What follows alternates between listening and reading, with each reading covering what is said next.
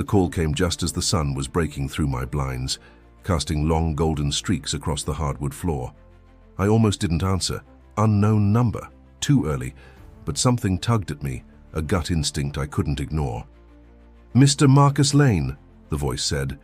Crisp, professional, male. "This is Charles Gladstone, legal representative for the Lane estate. I regret to inform you that your father, Harold Lane, passed away last night. His will is to be read in 72 hours. All heirs are expected to attend." My heart didn't lurch. My breath didn't catch. I just sat there, blinking at the ceiling, wondering if I was still dreaming. Harold Lane. He hadn't spoken my name aloud in over 20 years, hadn't visited, hadn't sent a card, not even when Mom died. He was the kind of man who lived on the cover of magazines and in the corners of secrets, powerful, wealthy, unreachable. And I was the son no one acknowledged. The mistake. I muttered a confirmation, jotted down the address and hung up. The silence that followed was deafening. So, he was dead. Before we dive into this twisted family secret, make sure to hit that subscribe button so you don't miss stories that reveal the truth behind the lies, because what you're about to hear is something I never thought I'd have to say out loud. I didn't cry. I didn't even feel relieved. Mostly I felt unsettled, not because he was gone, but because someone had bothered to call me about it. Someone wanted me there for what? A joke, a last humiliation. Still, I packed a small bag, jeans, a collared shirt, one good pair of shoes. The trip from my apartment to the Lane estate was 5 hours through rolling hills and long stretches of interstate. I barely remembered the route, but muscle memory kicked in at the last turn. The wrought iron gates, the gravel drive, the house that looked like a museum. It all came back in pieces. The estate hadn't changed. 3 stories of wealth and old stone, perfect hedges, imported roses, the kind of place designed to keep people like me out. Clarissa, the eldest, greeted me at the door. Cold smile, designer dress. Her heels clicked sharply against the marble foyer. "Well, the prodigal almost son," she said. "We were wondering if you'd actually come." I gave her a nod. "Nice to see you too, Clarissa." She didn't move to hug me, just turned and walked toward the drawing room, her perfume trailing like invisible poison. Daniel sat by the fireplace, reading something on his phone. He didn't look up. Emmett stood by the window, swirling a drink he hadn't earned. He looked me over, sneered slightly, and took a slow sip. "I see the invitation reached even the less expected branches of the family tree," Emmett said. "Still as charming as ever," I muttered, stepping further inside. Only one person smiled when she saw me. Maria, the housekeeper, her hair streaked with new grays but her eyes the same soft brown I remembered. She placed her hand gently on my arm. "Welcome home, Marcus," she said quietly. That nearly cracked me. I nodded, swallowing the lump in my throat. "Thanks, Maria. It's good to see you." Dinner that night was formal and tense, served in silence by staff I didn't recognize. I sat at the far end of the long table, an outsider at my own father's last supper. The conversation danced around business, investments, and who would handle things moving forward. Every so often, Clarissa glanced my way, eyes narrowed like she was still trying to figure out why I'd been called. I said little, just watched. Emmett leaned in at one point and whispered loud enough for everyone to hear, "Did you come here for a handout, or just out of morbid curiosity?" Clarissa giggled behind her wine glass. I didn't flinch. "Neither," I said, "just tying up loose ends." Daniel finally looked up from his phone. "Let's not make this messy," he said simply. "We all know how this is going to go." "Do we?" I excused myself before dessert, retreating to the guest room I'd been assigned. It was the same room I'd stayed in as a child, back when my mother thought bringing me here would force my father to act like one. It hadn't. The room smelled of lavender and polish. The sheets were crisp. The silence was thick. I sat on the edge of the bed, staring at the suitcase I hadn't unpacked. This place didn't want me here. These people didn't see me as one of them. But I'd come anyway, not for money, not even for revenge, for truth, for a name. for something I wasn't even sure how to name yet. That night, I promised myself, no matter what I found here, I wouldn't let them erase me again. Morning came heavy and slow. I barely slept. Every creak in the hallway, every gust of wind against the old windows kept me alert. The house might have been beautiful once, but now it felt hollow, like it was grieving too. I dressed early and walked the halls. The portraits on the walls stared down with cold judgment. Paintings of ancestors, mostly men in suits with stiff expressions and eyes that followed you. Not a single photo of my mother. Not a single trace that I had ever existed in this family. Breakfast was laid out in the sunroom. The table looked like a magazine spread. Fresh fruit, baked pastries, silver utensils perfectly aligned. Clarissa sat at the head, legs crossed, scanning a thick folder. "Morning," I offered. She didn't look up. "You're early." I thought it might be better than being late. Emmett entered with his usual swagger, tie loosened, hair artfully messy. He poured himself a black coffee and sat across from me. Daniel was the last to arrive, phone in hand, murmuring something about stocks and deadlines. He acknowledged no one, not even Clarissa, which probably said more about their dynamic than anything else. We ate in near silence. The only sounds were the clink of forks and the rustle of pages as Clarissa kept flipping through whatever document had her so occupied. I didn't ask. "Still working on the business?" I finally said, just to break the silence. She raised a brow. "Some of us never stopped," Emmett snorted. "Some of us were never invited to start. Didn't realize you'd come here to make small talk," Daniel muttered, eyes still glued to his screen. "I didn't come to fight," I said. "I came because I was asked." Clarissa closed her folder sharply. "Let's be clear, Marcus, you were informed. That's not the same as being invited." That hit harder than I expected. Maria entered quietly, clearing plates, refilling coffee. Her movements were soft, practiced. She avoided eye contact with the others, but when she passed me, she gave a gentle pat to my shoulder. It meant more than I could say. After breakfast, I walked the grounds alone.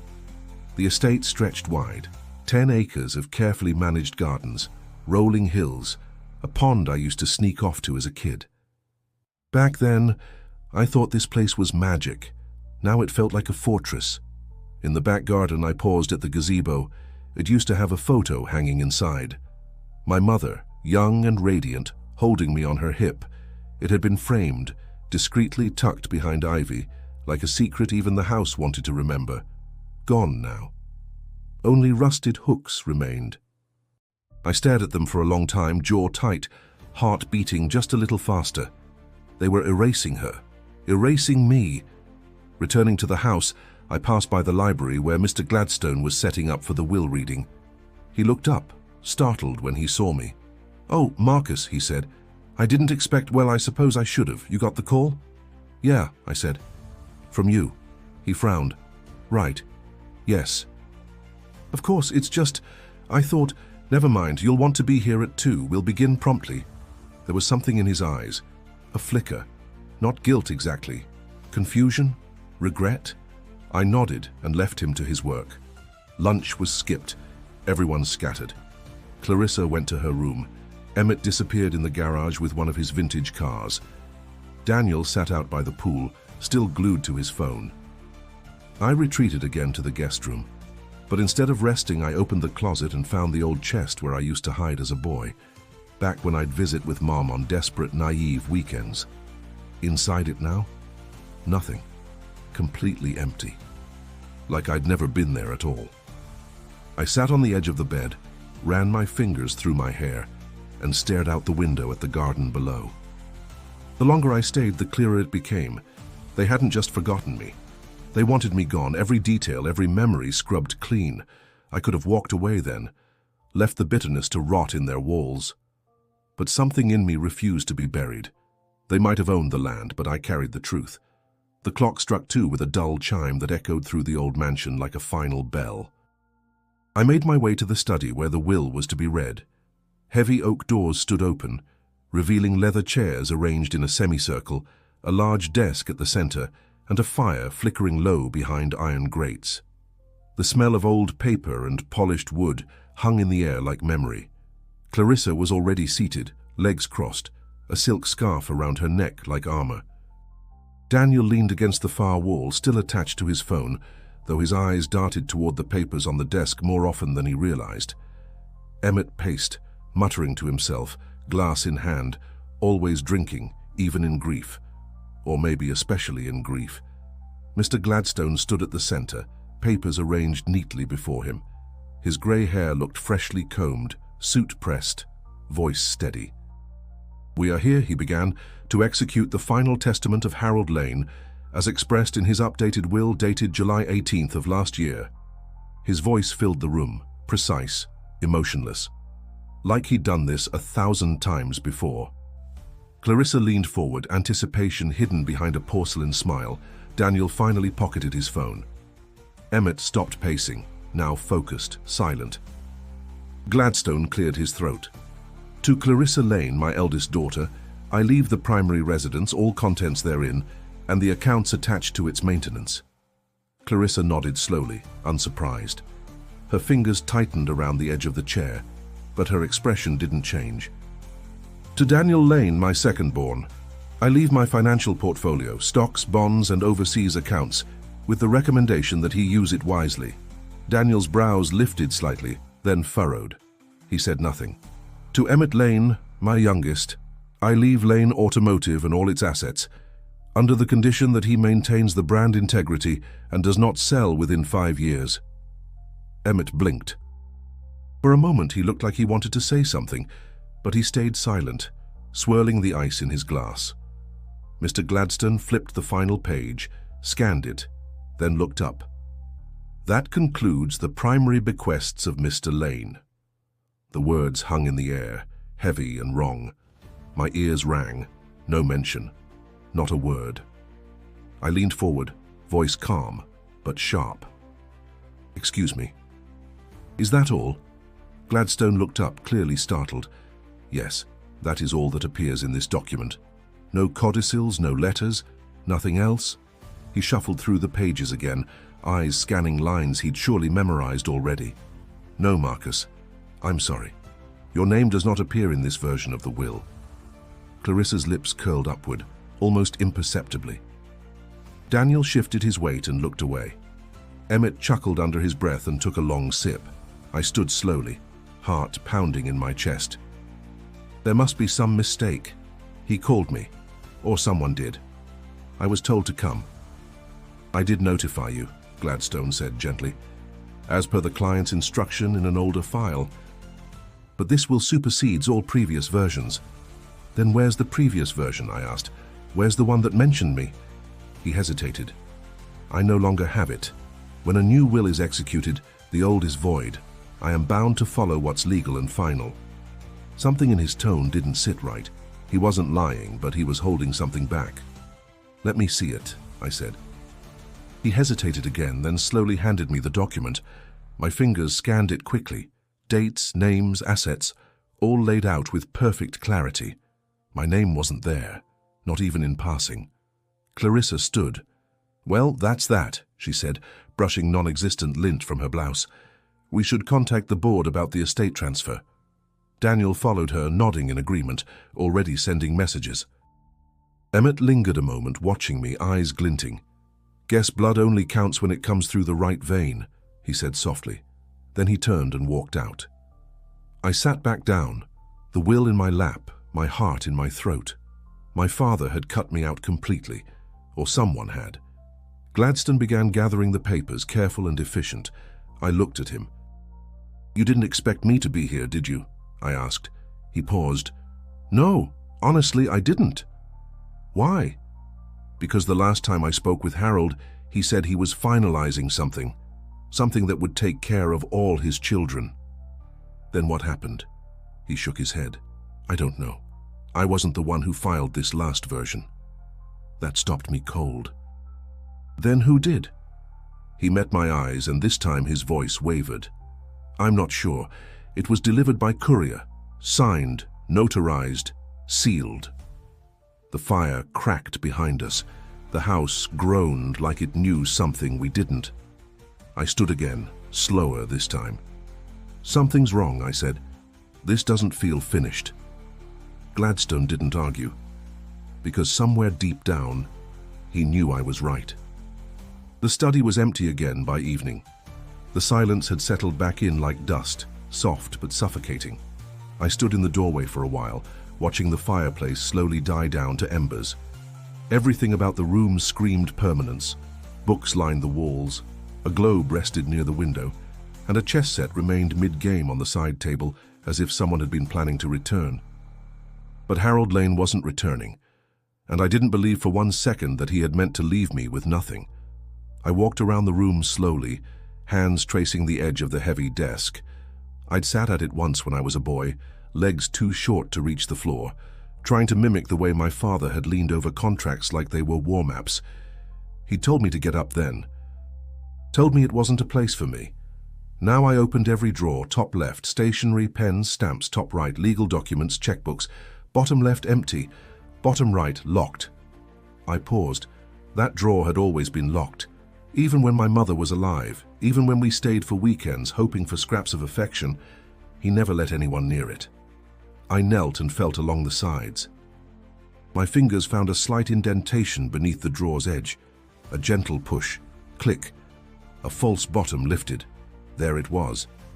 A letter, sealed in a plain envelope, with my name written across the front, in my father's distinct, slanted handwriting. Marcus.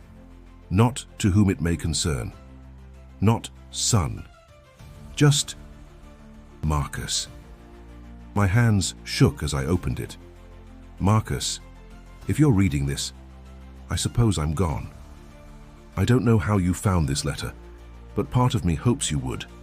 There are things I should have said years ago, things I was too proud, too afraid, or too ashamed to say out loud. You didn't deserve silence. You didn't deserve absence. Your mother was right to take you away. She was always stronger than I gave her credit for. I failed you both. And now I have one last chance to make something right. There is another document, one I signed 3 months ago, a new deed. It names you as the heir to the house, the land, the name. You may not want any of it. I understand. But I couldn't leave this world without acknowledging you fully, legally, permanently. I didn't trust the others with it. I didn't even trust Gladstone. You'll find it where only you would think to look. 0505. Your birthday, you remember, don't you? Make of it what you will. I hope it brings peace, not war. Harold Lane. I read it 3 times before I folded it again. My heart raced with a cocktail of fury and disbelief. He had wanted to name me. He had changed the deed and someone had made sure that didn't reach daylight. But what struck me hardest wasn't the promise. It was the tone. It wasn't cold, it wasn't clipped. It sounded like a man who had finally come to terms with his own cowardice. My birthday. I knew immediately what he meant. When I was 10, he took me on a drive. Just the 2 of us. It was rare, a moment I'd cherished long after everything else faded. We'd stopped at a city storage unit number 505. He'd said it was for the important things, things he couldn't keep at home. I remembered the place vividly. It was tucked behind an old printing factory, brick walls, iron door. I hadn't been there in years, but if he'd hidden the deed, that's where it would be. I placed the letter carefully in my jacket, then returned to the guest room and packed my bag again, this time faster, focused, determined. Maria passed me in the hallway carrying linens. She looked at my bag and paused. "You're leaving?" she asked gently. "Not for long," I said. "Just need to follow something." She hesitated, then leaned closer. "Be careful. There are things in this house that don't want to be found." I nodded. I knew by midnight I was on the road. The highway was dark and mostly empty, headlights cutting through the quiet. I kept the letter on the passenger seat beside me, glancing at it every now and then like it might disappear. The house had rejected me. The will had erased me. But I had my father's words, and more than that, I had a key. He hadn't chosen me in life. But maybe, just maybe, he had tried in death. The sky was still dark when I reached the edge of the city, headlights sweeping across shuttered storefronts and silent intersections. It had been over a decade since I'd been here, but the layout came back to me like a half-forgotten melody, Industrial blocks, faded brick buildings, chain-link fences. I followed the map in my memory, heart drumming faster the closer I got. Unit 505 sat at the far end of a narrow row of storage lockers beneath a flickering street lamp. The number was still stenciled on the door in chipped white paint. I pulled up, killed the engine, and sat in silence for a moment, staring at it. My birthday, my clue. I stepped out, the key from the letter trembling in my fingers as I slid it into the lock. The door groaned open, revealing a dim, dust-choked space packed with boxes, a filing cabinet, a metal shelf, and a single heavy trunk in the back, covered with a tarp. I reached for it immediately, heart in my throat. The trunk was locked too, but this time the same key fit. Inside, folders, dozens of them. Legal documents, insurance records, old photos, even childhood drawings I'd forgotten I ever made. I dug deeper, flipping through page after page until I found a red folder stamped Deed Private. There it was, a notarized deed dated 3 months before my father's death, signed by Harold Lane, witnessed, stamped, sealed, legally valid and completely different from the one read at the estate. This deed named me, Marcus Lane, as the sole heir to the house, land and all related properties. Not a share, not a trust, full and exclusive ownership. I stared at it for a long time, letting the weight of those words settle. He had done it. He'd really done it. After everything, he'd tried to make it right. At least this once. Tucked behind the folder was another letter, shorter than the first.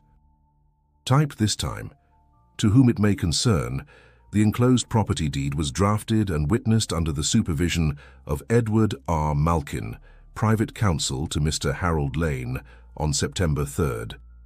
This document is to be considered the most recent and binding expression of Mr. Lane's intent regarding inheritance and estate succession. Should there be any dispute regarding authenticity, verification can be obtained through my office.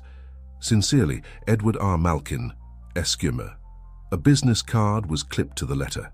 Midtown address. Real office. Real man. I sat back against the wall of the unit, papers spread across my lap. Emotions swirling like a storm inside me. I should have felt triumphant, vindicated. But what I felt was something different, something heavier. He had tried, but someone had buried it, and I was going to find out who. I gathered everything carefully, sealed it all inside the red folder, and returned it to my car. On the drive back, dawn broke slowly across the highway. The sun lit the sky in hues of blood orange and pale gold, and I felt every mile of the road like it was carrying me from one life to the next. By the time I reached the estate, the others were still asleep or pretending to be. I didn't announce myself, just walked up the front steps with the folder tucked beneath my arm. Maria met me in the hall, her expression soft but surprised. She glanced at the folder, then back at me. "Did you find it?" she asked. I nodded. "Everything." She looked relieved. "Good. It's time." I didn't answer.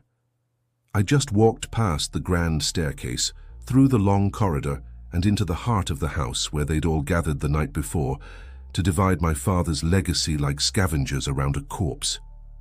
Today I wasn't the forgotten son. I wasn't the outsider. I had the truth in my hands, and I was ready to use it. I stepped into the main hall like I belonged there. No hesitation, no apology. The red folder in my hand pulsed like a heartbeat, my father's final truth, ready to be seen. The smell of fresh coffee drifted from the kitchen. Light spilled through the tall windows, warming the stone floors, but the house still felt cold. The kind of cold that lives in silence and history. Voices echoed from the breakfast room. I followed them. Clarissa was seated at the table, spreading jam on a slice of toast like she was painting a canvas. Daniel leaned back in his chair, phone in one hand, fork in the other. Emmett stood by the window sipping something dark from a crystal tumbler, as usual. They were laughing about something until they saw me. Clarissa's eyes dropped to the folder. "You look like a man on a mission," she said. I placed the folder on the table, unzipped it, and slid the deed across the polished surface. Daniel narrowed his eyes. "What's this?" Emmett snorted. Another fantasy? No, I said. It's a legal document, signed, notarized. Dated 3 months before he died. Clarissa put down her toast. Let me see that. She scanned the paper with rapid eyes, her jaw tightening with every line. Daniel grabbed it next, flipping to the signature page. This can't be real.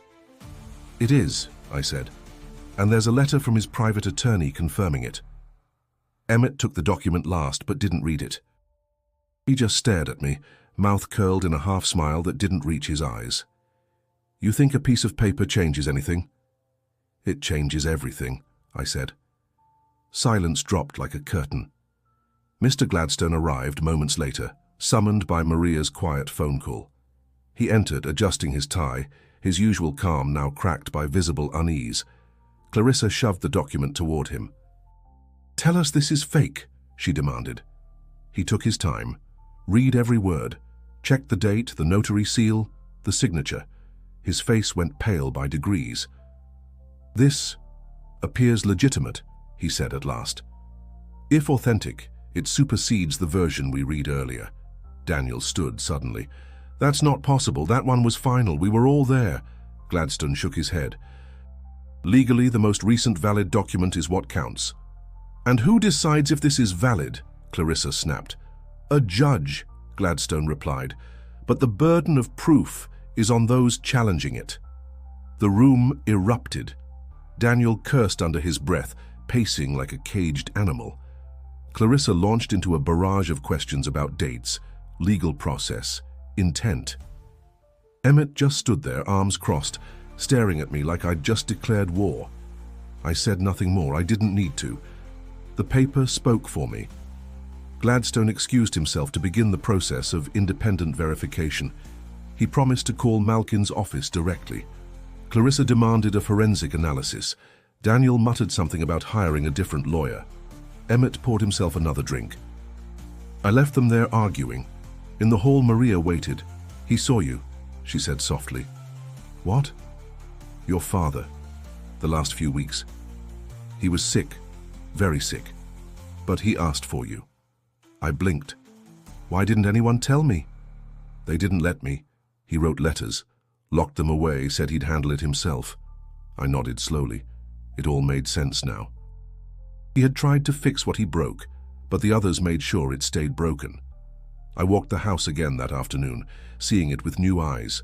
The paintings, the furniture, the cracked molding in the west wing, the land behind it all. It wasn't about the money. It was about what was taken. By evening, the whole house knew. The staff whispered. The cook paused when I passed. The groundskeeper gave me a nod. Even the driver offered a quiet, "Good for you, sir." And for the first time in my life, the walls didn't seem to lean away from me. They stood still. They listened. That night, Clarissa knocked on my door. She didn't ask permission, just stepped in. "I don't know what you think you're doing," she said. "I'm not thinking," I replied. "I'm doing." She laughed coldly. "You were never part of this family. That wasn't my decision." He was senile at the end, confused. "You're exploiting that." "No," I said. "I'm honoring it." She stared at me, her eyes suddenly tired. "This isn't over," she said, and left. She was right. But this time I was ready. They didn't wait long to fight back. By morning, the emails had already started. Legal threats, demands for mediation, even a cease and desist drafted by Daniel's private lawyer. Clarissa submitted a formal objection through her firm's legal team, citing undue influence. Emmett posted a vague but venomous message online about betrayal in the family, his way of gathering sympathy before the storm broke. Gladstone remained neutral, at least officially. He coordinated communication between all parties, his words carefully measured, but I could hear the cracks in his voice. He knew this wasn't just about inheritance anymore. It was about control, reputation, legacy. We each retained our own legal counsel. I hired someone local, Leah Abrams, sharp, experienced, and used to family warfare. She read the documents in silence, then looked me straight in the eye and said, "They're going to drag you through hell. Are you ready for that?" "I've already lived there," I told her. "This is the way out." Within a week, the media caught wind. Local news aired a segment calling it the Lane Legacy Dispute, complete with old photos of the estate, blurry shots of me as a boy with my mother, and grainy courtroom sketches from past company lawsuits. People in town talked, neighbors speculated. Former employees began sharing memories, and not all of them sided with the others. Maria gave a statement to Leah recounting my father's final days, how he grew quiet, reflective, how he'd asked her about me, how he mentioned wanting to make peace with his blood. Her words were calm, unwavering. Then came Luis, the gardener. He'd worked the grounds for 30 years. He remembered seeing my father carry a sealed envelope to the safe in the study weeks before he died. Said Harold seemed agitated, like he was hiding something. The strongest voice came from Roland, the caretaker of the property next door. He'd once been close to my father, had drinks with him on Sundays. Roland said Harold talked about my mother often toward the end, said he'd messed everything up with her, and that Marcus deserved better than what I gave. I listened to those accounts like a man underwater coming up for air. I hadn't realized how much I'd needed to hear them, how much I needed proof that I wasn't crazy for believing my father had tried to change. Of course, none of that softened Clarissa. She accused me of manipulation, of forging documents, of exploiting a dying man's guilt. She sat for an interview with a podcast that covered high-profile estate conflicts, spinning the story as a cautionary tale about opportunists and fractured families. Daniel kept to his silence, handling things through lawyers. Emmett, though, he was different. One night I found him sitting in the back garden alone, a bottle at his feet. He didn't look up when I approached. "You win either way, you know," he muttered. "Even if they throw it out, you'll still be the one he tried to choose." "I didn't want to beat anyone," I said. He laughed, bitter. "That's where we're different." There was a long pause before he spoke again. "You know he kept photos of you in his desk, even when he pretended you didn't exist. He used to take them out when he thought no one saw." I didn't know how to respond. "I hated you," he said, "because you got the part of him that felt real, the part we never had." Then he stood and walked away, leaving the bottle behind. As the days passed, the battle intensified. Meetings, filings, threats. My lawyer stood firm and I followed her lead. I answered every request, presented every document, provided every name, every detail, every memory that might help verify the truth. And the truth held. My father had signed the deed, had it notarized, had left a trail that was hard to bury, no matter how much money the others threw at the fire. But even as my case solidified, I couldn't help but feel something unraveling in them. The Lane name had always meant power, control, order. Now it was headlines, accusations, division. And in the center of that collapse was a man they never wanted to see rise. Me. The courtroom was colder than I expected, not in temperature but in atmosphere. Everything was sharp, benches polished to a gleam, microphones turned slightly askew, faces tense with anticipation. I sat beside Leah at the plaintiff's table, papers organized in precise stacks before us. Across the aisle, Clarissa whispered to her attorney, lips tight. Daniel sat still, jaw clenched.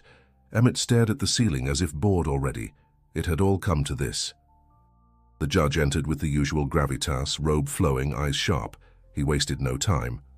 "We're here today to determine the legal validity of a revised property deed dated September 3rd, submitted by Marcus Lane and contested by the remaining heirs of the late Harold Lane." Leah stood. "Your Honor, we intend to prove that this deed represents Mr. Lane's final and deliberate intent regarding his estate. We will provide testimony, documentation, and verification supporting its legitimacy." Clarissa's lawyer countered with practiced certainty. "We contend that this document was created under questionable circumstances, potentially influenced by coercion or mental decline in the final stages of Mr. Lane's life." The judge nodded, made notes. And the trial began. Maria was the first to testify. She walked to the stand with quiet grace, hands folded, voice firm. She told the court how Harold had asked about me, how he'd grown distant from the others, how he'd wept one morning, holding an envelope with my name on it. "I saw him sign something," she said, "at his desk with intention." "Did anyone else see this?" Leah asked. "No," Maria replied, "but he locked it away himself, said it was for Marcus when the time was right." Then came Luis, the gardener. His words were rough but honest. "He trusted me with the key to the outer gate," he said. "Said if a man named Marcus ever came back, let him in." I figured there was a reason. Clarissa's lawyer tried to poke holes, asked if Luis had ever seen the actual deed, if Harold had ever said the words change of inheritance. But Luis didn't waver. He said Marcus would get what was his. That was enough for me. Then Leah called the final witness, Edward Malkin. He took the stand in a crisp grey suit, glasses perched low on his nose, briefcase in hand. "Mr. Malkin," Leah began, "can you tell the court about your role in drafting the September deed?" "Yes," he said. "I've been Mr. Lane's private legal counsel for over 20 years. In August, he contacted me privately to update his estate plan. We met twice in person. He was clear. He wanted to leave the property and assets to Marcus Lane. Was there any indication he was mentally impaired? None whatsoever. He was lucid, composed, and purposeful." "Did you witness the signing?" "I did." "Was it notarized?" "Yes, by a third party present in my office." Clarissa's attorney objected, demanded the notary be produced. Leah calmly introduced a sworn affidavit and video recording, and there it was. On the screen, my father sat in a leather chair, pale but alert. "I, Harold Lane," he said, "being of sound mind and body, hereby sign this revised deed, naming Marcus Lane as my sole heir to the family estate." He looked into the camera for just a second. "I should have done this years ago." Clarissa covered her mouth. Daniel closed his eyes. Emmett leaned forward for the first time. The judge watched in silence, then leaned back and scribbled something in his notes. That video, more than anything else, shattered the illusion they'd clung to, that this had all been some manipulation. It was his voice, his words, his guilt. Clarissa's lawyer made a final appeal, arguing emotional bias, arguing weakness of mind, arguing technical inconsistencies. But it rang hollow. The judge called for a recess, then returned 30 minutes later with his decision. "I find the revised deed valid and enforceable. The court recognizes Marcus Lane as the legal heir to the Lane estate, as expressed in the most recent and properly executed documentation." The gavel struck. Just once. Emmett cursed under his breath and walked out. Daniel followed, saying nothing. Clarissa sat frozen, eyes glassy, fingers clenched in her lap. It was over. I stood slowly, every muscle tight. Leah touched my arm, whispered, "You did it." But I didn't feel victorious, just still. The silence after the storm. The estate was quiet again, not the tense, watchful quiet it had been before. This was something different, something hollow, like the house was finally breathing out after holding itself tense for too long. Victory had come and gone, but it didn't feel like triumph. More like aftermath, like waking up in a place you no longer recognize. I wandered the halls with the deed folded in my jacket, even though there was no one left to contest it. Clarissa had packed her things that same night, vanishing without goodbye. Daniel hadn't returned since the ruling. Emmett left a single voicemail the morning after court. "You got what you wanted. Hope it keeps you warm." It didn't. The silence in the mansion stretched long and wide. I stood in the study and stared at the fireplace where so much had unfolded. The chair where my father used to sit remained untouched. Dust settled on his old books, on the chessboard that no one had finished. I spent days sorting through drawers, closets, and forgotten rooms. There were letters I'd never seen, notes he wrote to board members, memos to staff, a list of things he wanted done before he died. My name was in some of them. Not always prominent, not always kindly, but there. He hadn't erased me completely, just hidden me, even from himself. I found a journal buried in the bottom drawer of his bedside table, leather-bound, worn at the corners. His handwriting filled its pages, tidy, deliberate. The first entry dated back 5 years. the last 2 weeks before his death. I read it all. He wrote about his regrets, about my mother, about how he should have married her but didn't out of fear of scandal, of family judgment, of weakness. He wrote about me, how he saw glimpses of himself in my anger, my silence, my stubbornness. He wrote that he wished he'd been brave enough to love openly. The words hit harder than anything in court. In one entry he described seeing me in town when I was 17, said he almost called out, but couldn't bring himself to break the distance. Said he stood there and watched me walk away and that it haunted him more than anything else. I closed the journal and sat there for a long time, the house creaking around me like it was exhaling truth with every floorboard. A week later, I started making changes. I called the staff back, those who wanted to return. Maria stayed. Luis did too. I hired local contractors to fix the roof on the west wing. The barn in the back, long abandoned, was cleaned out and repurposed. I turned it into a community center. Something simple, something open. Kids came after school for tutoring and meals. Parents came for job workshops. Veterans came for silence and chess. We filled the walls with art from local schools. The land became less about ownership and more about presence. I never renamed the estate. I didn't have to. But I did carve a plaque and place it in the garden, just beneath the oak tree where I used to sit with my mother all those summers ago, in memory of beginnings and the courage to return. I didn't hear from Clarissa or Daniel again. Emmett sent a postcard once from Italy. No message, just a vineyard in the background. I took it as peace, or at least as surrender. The town warmed to me slowly. Some still whispered, but most came around. I wasn't the outsider anymore. I was the man who stayed when the dust cleared, the man who took bitterness and built something better from it. Some nights, I'd sit in the same old study, fire burning low, journal in my lap. I'd open it to the last page and read those final lines my father wrote. He deserves a place to belong. I hope I've finally given him one. And slowly, with time, I believed him. There's a hill behind the estate, quiet and windswept, overlooking the town and the fading line of the woods. I go there often now, usually in the early morning, when the light is soft and the world hasn't fully woken. It's peaceful, honest. It's where I scattered his ashes. I stood there alone that morning, the air still damp with dew, and let the wind carry what remained of Harold Lane into the world he once tried so hard to control. I didn't cry, but I did speak. "I forgive you," I said. And it was true. Not because he earned it, but because I needed it. The past doesn't disappear just because the ink dries on a deed. It lingers in the walls, in the spaces between memory and silence. But forgiveness, real forgiveness, isn't about forgetting. It's about freeing yourself from the weight of waiting for an apology that may never come. I let go that day, of anger, of resentment, of the boy who used to sit by the door hoping for his father to walk in and say he was proud. He never said it, but I said it to myself. And that was enough. The estate is different now.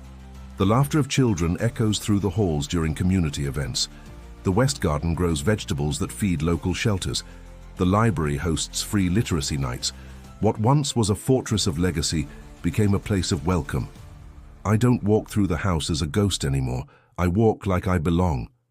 Because I do. There are photos on the walls now.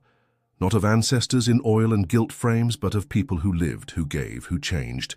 One of my mother, laughing in the sunlight. One of me as a kid, covered in mud, holding a wooden sword she carved for me. One of Harold in his later years, staring out a window with eyes full of regret. He gets to stay too. Not as a titan, but as a man who tried. Too late maybe, but tried all the same. Life moves forward. I get calls now from other families, asking how to handle the messes left behind. I tell them there's no clean answer. Just start with truth. Everything else follows. Sometimes I catch myself thinking about what would have happened if I hadn't answered that call, if I'd ignored it like so many others, if I'd let them erase me without a fight. But I didn't. I showed up. I stayed. I uncovered every buried page. And because of that, I found not just justice, but a sense of place. If you made it this far, thank you for walking with me through this journey. Stories like this aren't just about inheritance, they're about identity. memory, and the power to reclaim what was lost. If this story moved you, don't forget to subscribe to the channel. We bring you powerful, real-life inspired narratives that speak to the heart of who we are and who we can become. And if you're still with me, there's another story waiting, one that might just surprise you even more. Click on the video on your screen now to continue this journey. Because sometimes the next chapter is closer than we think.